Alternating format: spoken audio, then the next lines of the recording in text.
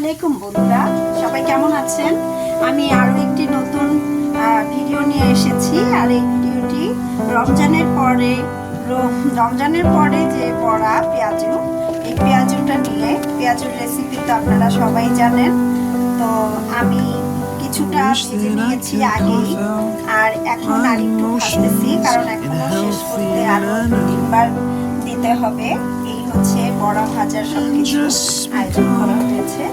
তো আজকে কি যেন মনে হলো যে অনেকদিন ধরে বড়া খাওয়া হচ্ছে না, কারণ রোজার একটা কি বলে এটাকে অভ্যাস রয়ে গেছে। তো না পেরে ফ্রিজ থেকে এটা বের করে সাথে সাথেই চেষ্টা করছি বড়াটা ভাজার। আর খেতে নিলে তো অনেক মজা লাগবে, এটা আপনাদের আর বলে বোঝানো যাবে না, কারণ আপনারাও এটা অভ্যস্ত যে কত মজার একটা পেঁয়াজু হয়। তো এর সাথে আমরা সস দিয়ে খাওয়ার চেষ্টা করব, কারণ সস দিয়ে বড়া খাওয়ার মজাই আলাদা।